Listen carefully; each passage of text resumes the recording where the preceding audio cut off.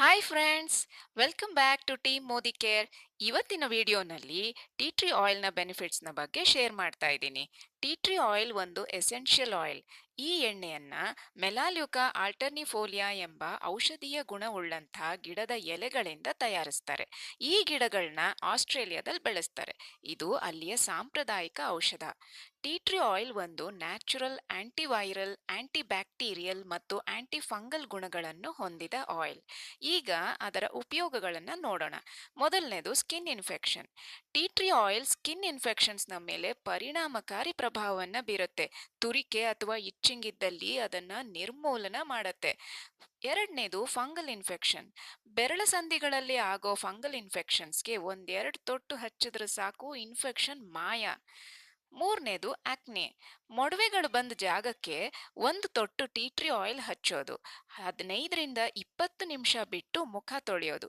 ಒಂದೆರಡು ದಿನದಲ್ಲಿ ಮೊಡವೆ ಕಲೆ ಇಲ್ಲದೆ ಮಾಯ ಆಗುತ್ತೆ. ಸೆನ್ಸಿಟಿವ್ ಸ್ಕಿನ್ ಇರೋಂಥವ್ರು ದಯವಿಟ್ಟು ಪ್ಯಾಚ್ ಟೆಸ್ಟ್ ಮಾಡ್ಕೊಳ್ಳಿ. ನಾಲ್ಕನೇದು ಇನ್ಸೆಕ್ಟ್ ಬೈಟ್ಸ್.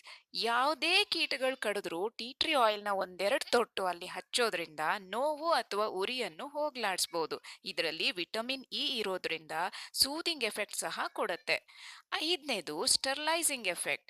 ಒಂದು ಕಪ್ನಲ್ಲಿ ಯಾವುದಾದ್ರೂ ಫೇಸ್ ವಾಶ್ 1 ಸ್ಪೂನ್ ಅಷ್ಟು ಹಾಕಿ ಅದಕ್ಕೆ 10 ಡ್ರಾಪ್ ಟೀ ಟ್ರೀ ಆಯಿಲ್ ಬೆರೆಸಿ ಅದರಲ್ಲಿ ಮೇಕಪ್ ಬ್ರಷ್ಗಳನ್ನ ಮತ್ತೆ ಸ್ಪಾಂಜ್ಗಳನ್ನ ತೊಳೆಯೋದ್ರಿಂದ ಕ್ಲೀನ್ ಆಗಿರುತ್ತೆ ಮತ್ತು ಬ್ಯಾಕ್ಟೀರಿಯಾ ಫ್ರೀ ಆಗಿರುತ್ತೆ.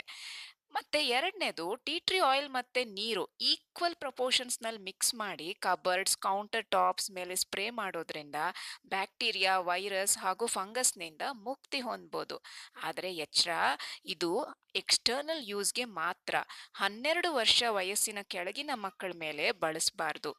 ಸೊ ಟೀ ಟ್ರೀ ಆಯಿಲ್ನ ಬೆನಿಫಿಟ್ಸ್ನ ನಿಮ್ಮ ಜೊತೆ ಶೇರ್ ಮಾಡಿದ್ದೀನಿ. ಈ ವಿಡಿಯೋ ನಿಮ್ಗೆ ಇಷ್ಟವಾಗಿದ್ರೆ ಲೈಕ್ ಮಾಡಿ, ಶೇರ್ ಮಾಡಿ. ಇದೇ ರೀತಿ ಬೇರೆ ಪ್ರಾಡಕ್ಟ್ಸ್ನ ಬಗ್ಗೆ ತಿಳ್ಕೊಳ್ಳೋ ಆಸಕ್ತಿ ಇದ್ರೆ ಈ ಚಾನಲ್ ಅನ್ನು ಸಬ್ಸ್ಕ್ರೈಬ್ ಮಾಡಿ. ಮೋದಿ ಕೇರ್ನ ಬಗ್ಗೆ ಹೆಚ್ಚಿನ ಮಾಹಿತಿ ಬೇಕಾದಲ್ಲಿ ಡಿಸ್ಕ್ರಿಪ್ಷನ್ನಲ್ಲಿ ಕೊಟ್ಟಿರುವ ಲಿಂಕ್ಗೆ ಹೋಗಿ ನೋಡಿ.